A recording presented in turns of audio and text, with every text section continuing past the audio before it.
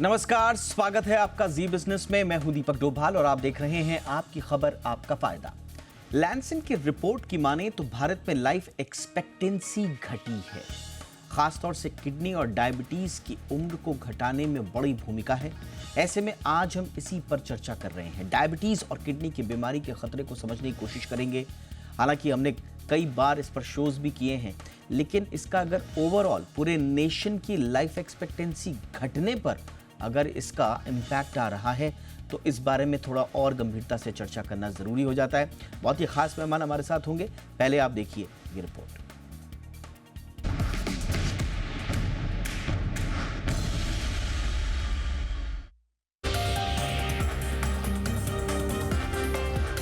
Corona की महामारी ने देश में लाइफ एक्सपेक्टेंसी को 1.9 साल तक घटा दिया। लेकिन कोरोना के जाने से इसका असर भी धीरे धीरे खत्म हो जाएगा। लेकिन असली खतरा जस का तस बना हुआ है और ये खतरा है डायबिटीज और किडनी की बीमारी का खतरा। इसने भी लाइफ एक्सपेक्टेंसी को 0.1 साल घटा दिया है। डायबिटीज और किडनी रोग का खतरा हार्ट डिजीज से भी ज्यादा घातक साबित हो रहा है, क्योंकि हार्ट डिजीज ने लाइफ एक्सपेक्टेंसी को 0.05 साल घटाया है। मेडिकल जर्नल लैंसेट की रिपोर्ट में ये चौंकाने वाली बातें सामने आई हैं। लाइफ एक्सपेक्टेंसी की बात करें तो 1990 में भारत में ये 60.8 साल थी, लेकिन मेडिकल एडवांसमेंट और मृत्यु दर में आई कमी से इसमें काफी सुधार हुआ और 2019 में लोगों की लाइफ एक्सपेक्टेंसी 70.5 साल हो गई। फिर कोरोना आया और इसने लाइफ एक्सपेक्टेंसी को 1.9 साल तक घटा दिया। लैंसेट के मुताबिक 2021 में लाइफ एक्सपेक्टेंसी दर घटकर 68.7 साल हो गई। लेकिन जीवन प्रत्याशा को कम करने में डायबिटीज और किडनी रोग काफी घातक साबित हो रहे हैं। दरअसल देश में 11.4% लोग डायबिटिक और 15.3% लोग प्री डायबिटिक हैं। ये संख्या कम होने की बजाय बढ़ रही है। खराब लाइफ स्टाइल और बेतरतीब खान पान इसकी बड़ी वजह है। आप ये जानकर हैरान होंगे कि डायबिटीज सीधे तौर पर किडनी को प्रभावित करती है। यानी कोई अगर डायबिटिक है तो उसे किडनी की बीमारी की चपेट में आने की आशंका ज्यादा रहती है। फिलहाल तो लाइफ एक्सपेक्टेंसी में सुधार को लेकर पहले शुगर और किडनी की बीमारी से पार पाना होगा। दरअसल डायबिटीज के चलते किडनी की वेस्ट मटेरियल को फिल्टर करने की क्षमता कम होने लगती है। इससे ब्लड में गंदगी जमा होने लगती है, जिससे सेहत खराब होने लगती है। डॉक्टर्स की माने तो किडनी फेल होने के करीब 40% मामलों की वजह डायबिटीज होती है। इन हालातों में किडनी के डैमेज होने की स्थिति को डायबिटिक नेफ्रोपैथी कहते हैं। डायबिटिक नेफ्रोपैथी से पीड़ित रोगी को हार्ट डिजीज के साथ हार्ट अटैक और स्ट्रोक का खतरा भी बढ़ जाता है। लैंसेट के मुताबिक हार्ट डिजीज ने भी लाइफ एक्सपेक्टेंसी को 0.05 साल तक कम किया है। यानी शुगर, किडनी, हार्ट का आपस में एक ऐसा गहरा कनेक्शन है जिसे दुरुस्त रखने से लाइफ एक्सपेक्टेंसी में सुधार लाया जा सकता है। फिलहाल तो अच्छी लाइफ स्टाइल और जंक फूड से दूरी बनाने के साथ डेली एक्सरसाइज न केवल डायबिटीज से आपको दूर रखेगा बल्कि किडनी रोग से भी बचाएगा। अगर इस बीमारी से पार पा गए तो लाइफ एक्सपेक्टेंसी के लेवल में भी सुधार देखने को मिलेगा। ब्यूरो रिपोर्ट, जी मीडिया। बहुत ही खास मेहमान इस वक्त हमारे साथ जुड़ रहे हैं। हमारे साथ हैं डॉक्टर चंद्रकांत लहरिया, जाने माने डायबिटोलॉजिस्ट हैं और स्वास्थ्य विशेषज्ञ भी हैं। बहुत बहुत स्वागत है डॉक्टर लहरिया आपका हमारे शो पर। हमारे साथ डॉक्टर संदीप कुमार गर्ग हैं, सीनियर नेफ्रोलॉजिस्ट हैं। डॉक्टर गर्ग, बहुत बहुत स्वागत है आपका सर। और हमारे साथ हैं देश के जाने माने स्वास्थ्य विशेषज्ञ और senior physician in Bombay hospital doctor Gautam Bansali. Doctor Bansali, बहुत बहुत स्वागत है सर आपका हमारे शो पर।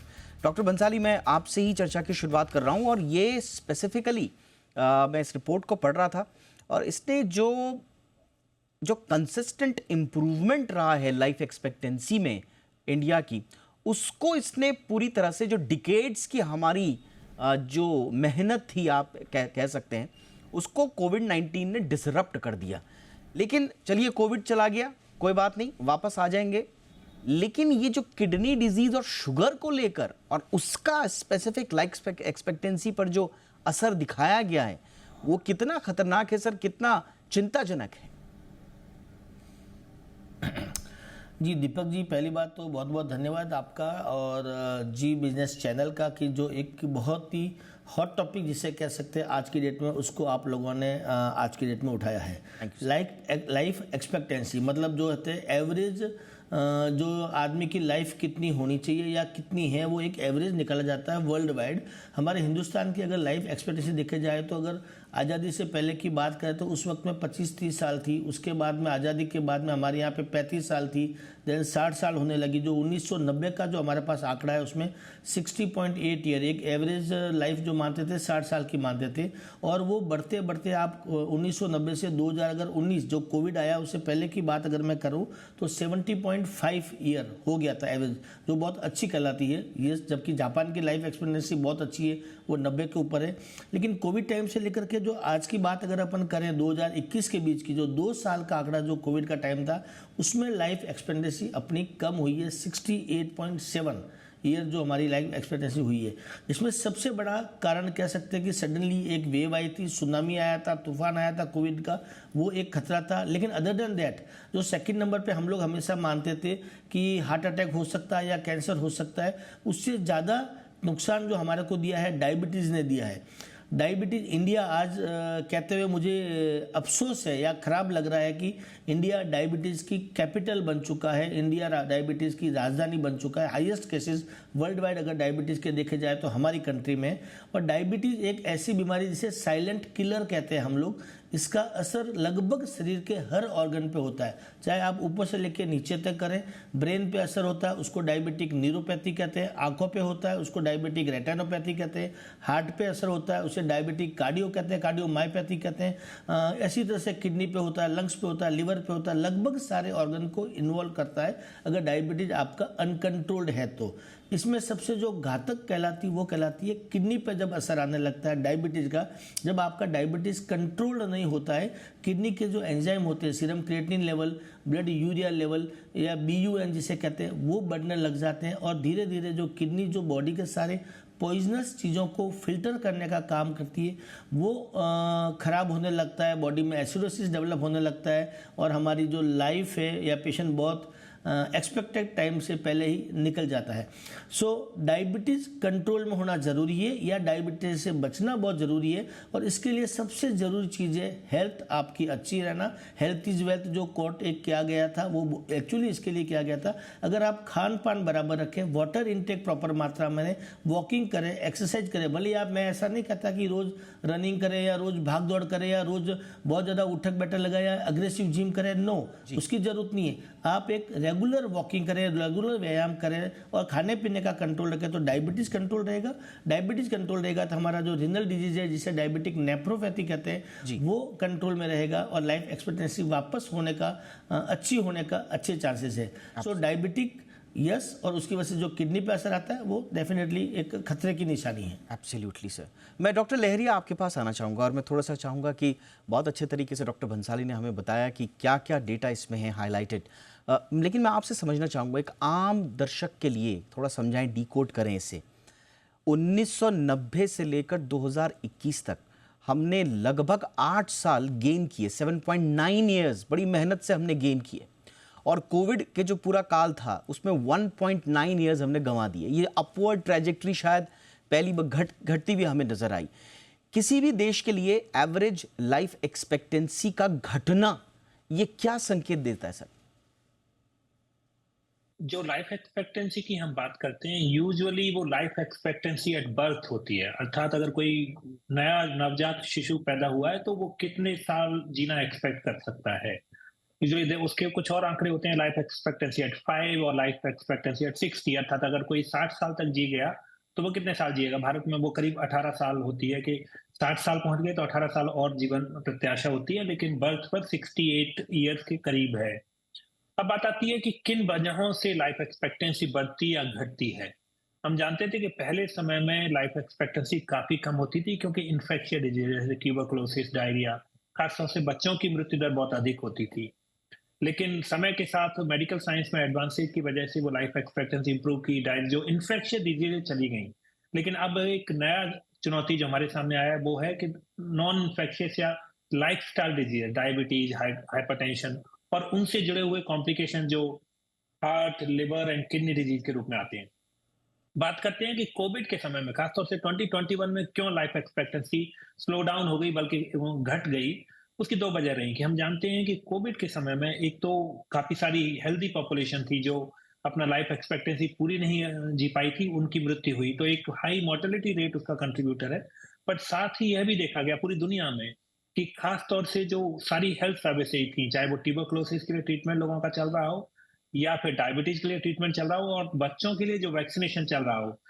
अभी एक कुछ महीने पहले रिपोर्ट आई थी कि जो पूरी दुनिया में पहली बार हुआ कि 2010 के बाद चाइल्डहुड वैक्सीनेशन का जो कवरेज था वो ड्रॉप हुआ था 2021 में।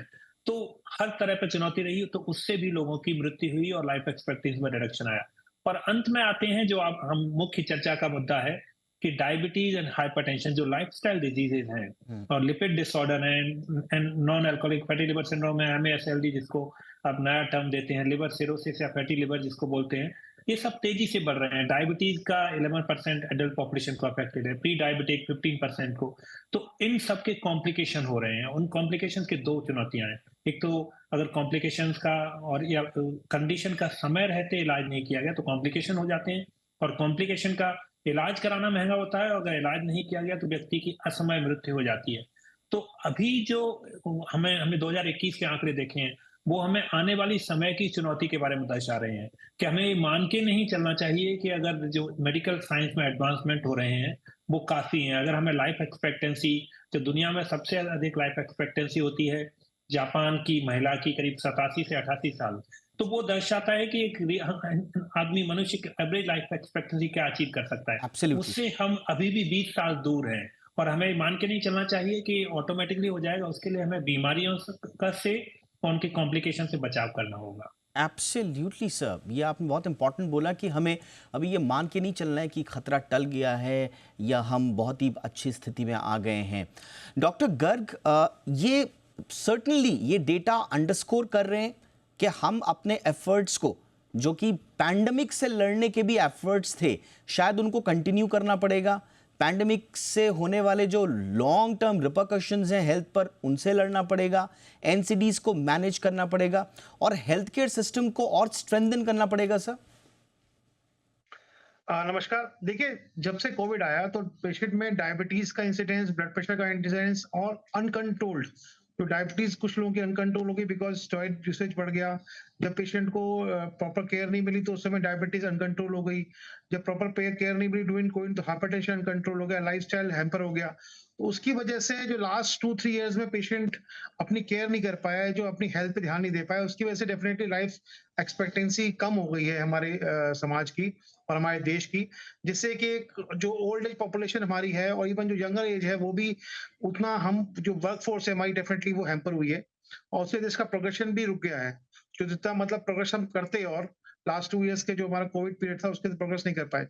तो अब हमें क्या करना है? अब हमें ये करना है कि जितने हमारे डायबिटिक हैं, हाइपरटेंसिव हैं और लाइफस्टाइल डिजीज हैं, उन पेशेंट्स को हमें एक्सप्लेन करना है कि आपको डायबिटीज और ब्लड प्रेशर और बाकी लाइफस्टाइल डिजीज को कंट्रोल करना है और अपना HbA1c और जो अपने ब्लड प्रेशर के नंबर्स हैं उनको कंट्रोल करना है ताकि हमारी लाइफ एक्सपेक्टेंसी फिर इंप्रूव हो। उसके लिए गवर्नमेंट के लिए जो primary care health care centres हैं उनको स्ट्रेंथन करना पड़ेगा। जैसे कि मैं यूपी का रहने वाला हूँ, तो यूपी में डेफिनेटली हेल्थ सर्विसेज कुछ इंप्रूव हुई हैं आफ्टर जो मेडिकल कॉलेज ओपन हुए हैं और प्राइमरी सर्विसेज कुछ इंप्रूव डेफिनेटली हुई हैं पिछले लास्ट 5-6 इयर्स में। तो उससे हमें जितना हम प्राइमरी हेल्थ केयर इंप्रूव करेंगे और पेशेंट को और जो पेशेंट के साथ वाले उनको समझाएंगे कि आप, क्योंकि आप डायबिटिक हैं, आपको फैमिली हिस्ट्री ऑफ डायबिटीज है, हाइपरटेंशन है, फैमिली हिस्ट्री ऑफ हाइपरटेंशन है, तो आपको कंट्रोल करना है, स्ट्रिक्ट कंट्रोल, और लाइफस्टाइल इंप्रूव करना है। उसमें मॉर्निंग वॉक है, योगा है, एक्सरसाइज है। तो वी दीज एफर्ट्स, हमें जो सोशल अपना एक मैसेज देना है कि लाइफस्टाइल को इंप्रूव करिए अपने, और जो लाइफस्टाइल डिजीज है उनको इंप्रूव कीजिए, जिससे कि देश हमारा एक स्ट्रांग देश बनेगा। और जब लाइफ एक्सपेक्टेंसी डेफिनेटली इंप्रूव करेगी तो जो वर्क फोर्स है और हेल्दी वर्क फोर्स है वो डेफिनेटली प्रोग्रेस ऑफ नेशन में हेल्प करेगा। यस सर, ये बहुत इंपॉर्टेंट बात आपने बोली। अब हमने थोड़ा सा जो इसके डिटेलिंग थी, जो लैंसेट की रिपोर्ट पे हमने उस पे अपने तीनों एक्सपर्ट से राय ली। अब इंडिविजुअल लेवल पे हमें क्या करना है, और ये कई बार आपको रिपीटेटिव लगेगा लेकिन बहुत ज़रूरी है। जितनी ज़्यादा बार हम इंडिविजुअल लेवल पे बात करेंगे, मुझे लगता है उतना ज़्यादा हम किडनी डिजीज़ेस, हाइपरटेंशन और डायबिटीज से लड़ने में अपनी भूमिका निभा पाएंगे। इसलिए एक छोटे से ब्रेक के बाद इंडिविजुअल लेवल पे बात हमारे तीनों खास मेहमानों के साथ। देखते रहिए आपकी खबर, आपका फायदा।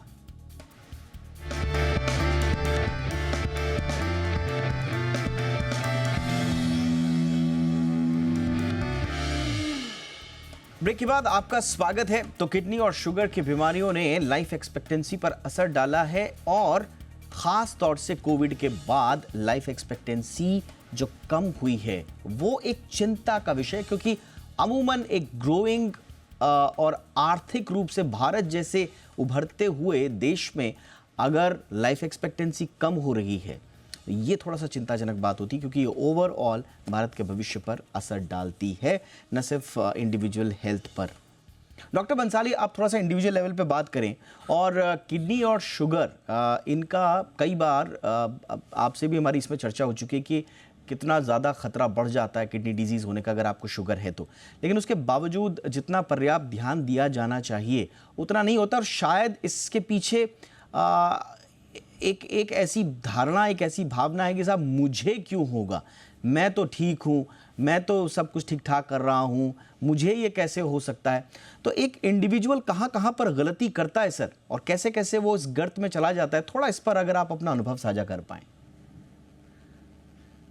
जी दीपक जी, सबसे बड़ी जो तकलीफ है हर व्यक्ति को ये लगता है, और इनफैक्ट इनके अंदर जो हम डॉक्टर्स होते हैं, we doctors are the worst patient, हम लोग एक्सेप्ट ही नहीं करते। और अधिकतर लोगों की यही प्रॉब्लम होती है कि डिनाइल मोड में रहते हैं। सबको ये लगता है कि मुझे नहीं होगा, पड़ोसी को होगा, गली के किनारे किसी और को होगा, या किसी फ्रेंड को होगा, या कोई रिश्तेदार में होगा, बट मुझे ये बीमारी नहीं होगी, चाहे वो डायबिटीज है, चाहे वो हार्ट अटैक है, चाहे वो किडनी का प्रॉब्लम है। हर आदमी ये एक डिनाइल मोड में रहता है कि मुझे नहीं होगा, किसी और को होगा। ये एक्सेप्टेंस बिल्कुल भी नहीं है।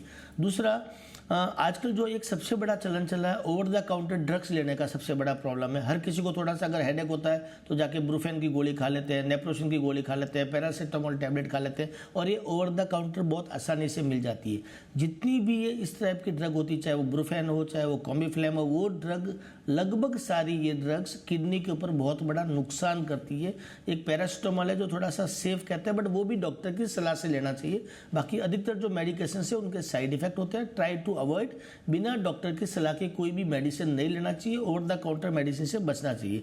और तीसरा होता है लाइफस्टाइल मॉडिफिकेशन, जो बहुत ही जरूरी है। कोविड ने सिखाया कि हमारे लिए लाइफस्टाइल कैसी होनी चाहिए, हमारा इम्यूनिटी लेवल कितना कम है, कितना जल्दी हमारे को डिजीज पकड़ लेती है, इन्फेक्शन कितना जल्दी फैलता है। तो लाइफस्टाइल मॉडिफिकेशन होना चाहिए। और इसके लिए मैं दीपक जी एक बहुत ही सिंपल सा फॉर्मूला आपको बताता हूँ लाइफस्टाइल मॉडिफिकेशन का। कोई टफ चीज़ नहीं है, एक या दो छोटे नियम है, उसको आप अपनी लाइफ में डाल दीजिए।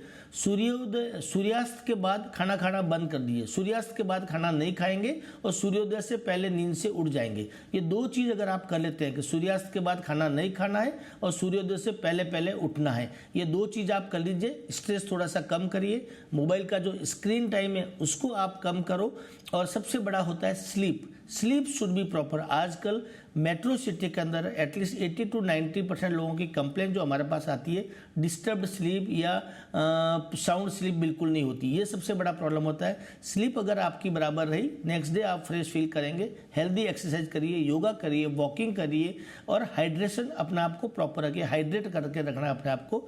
ये थोड़ा सा लाइफस्टाइल मॉडिफिकेशन करेंगे, मुझे लगता है कि किसी भी तरह की बीमारियों से बचने का सबसे अच्छा तरीका यही है। Prevention is always better than cure. So again वापस बोलता हूँ, सूर्यास्त के बाद खाना नहीं, सूर्योदय से पहले नींद से उठ जाना। और ये ऐसी बुनियादी चीज़ें हैं, अगर आपने आत्मसात कर ली तो आप बीमारियों से संभवतः बचे रह सकते हैं।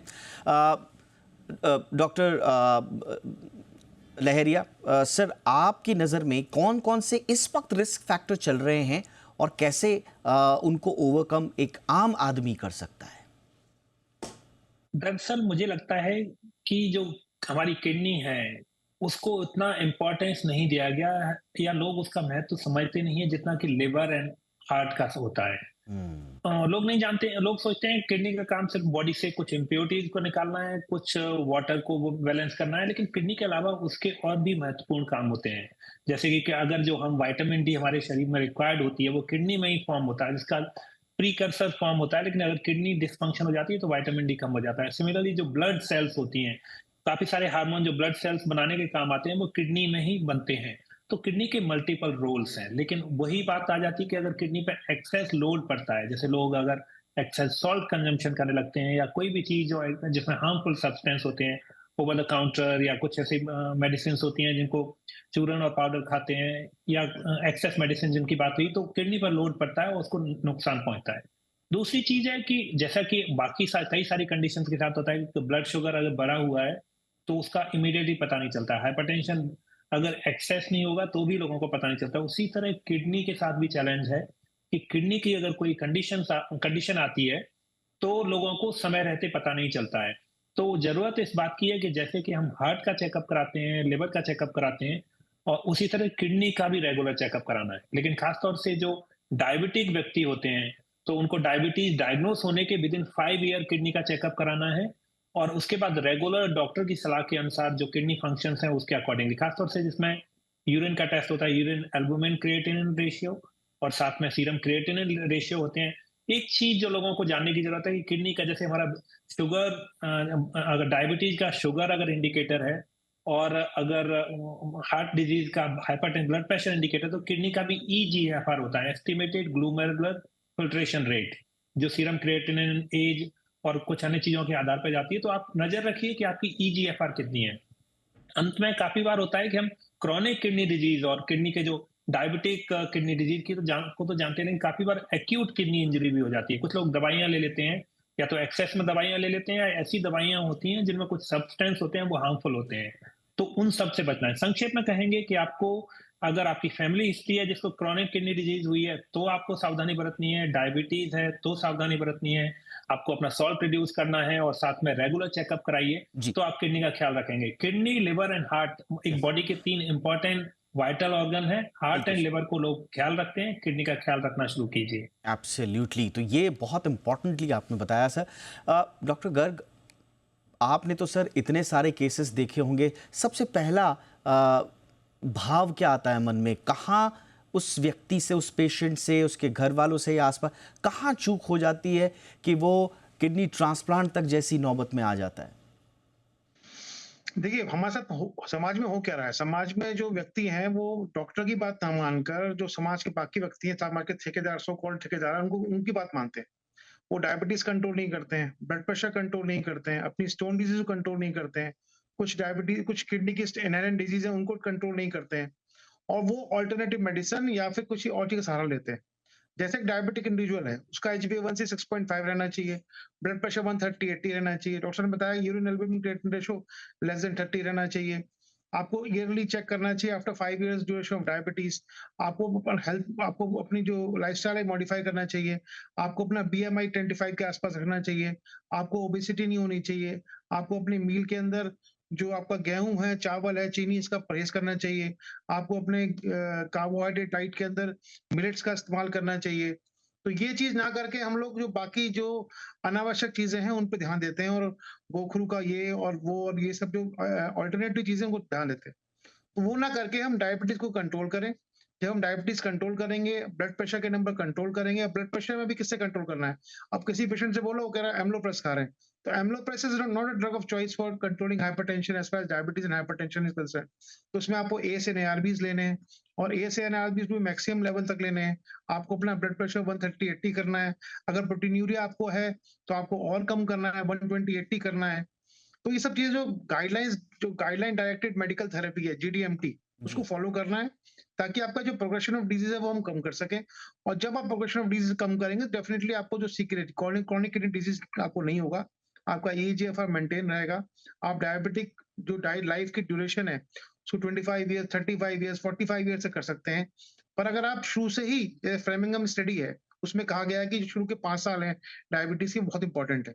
अगर 5 साल अपना शुगर कंट्रोल रखते हैं, डायबिटीज कंट्रोल रखते हैं, ब्लड प्रेशर कंट्रोल रखते हैं, तो progression of disease is very slow. जी। तो उसको बचाने के लिए डेफिनेटली हमें जो guideline directed medical therapy GDMT को फॉलो करना पड़ेगा, लाइफस्टाइल मॉडिफाई करना पड़ेगा, मिलेट्स खाने पड़ेंगे, दवाइयां रेगुलर लेनी पड़ेंगी, जी। डॉक्टर्स को रेगुलर दिखाना पड़ेगा, हेल्थ चेकअप्स लगातार कराते रहने पड़ेंगे, जी। ताकि हम ठीक रहें, हम Absolutely, प्रोडक्टिव रहें, हमारी लाइफ एक्सपेक्टेंसी बढ़े, बड़े। हम अपनी लाइफ को, अपने बच्चों को, अपने समाज को, अपने देश को आगे बढ़ा सकें। यस सर, आप तीनों से बातचीत करते हुए मुझे जो बात समझ में आ रही है वो ये कि लाइफ एक्सपेक्टेंसी हमारी किसी बीमारी से घट रही हो, ये एक फैक्ट ज़रूर हो सकता है, लेकिन जो सबटेक्स्ट है वो ये है कि हमारे डिनायल मूड में रहना, हमारी गलत फहमियाँ, हमारी मिस इन्फॉर्मेशन, डिसइन्फॉर्मेशन, ये सबसे बड़ा कारण है। अगर हमने इनसे अगर पार पा लिया तो फिर लाइफ एक्सपेक्टेंसी हमारी घटने में तो छोड़ दीजिए, जो हमारी ग्लोबल जो स्टैंडर्ड्स हैं उनसे भी हम पार होंगे। लेकिन ध्यान आपको रखना है कि आज क्या बातें कही गई हैं। थैंक यू सो मच आप तीनों का sir. Doctor Garg thank you so much sir. Doctor Lahariya thank you so much sir. Doctor Bhansali बहुत बहुत शुक्रिया सर आपका भी। आपकी खबर आपका फ़ायदा में इतना ही, इजाज़त दीजिए, नमस्कार।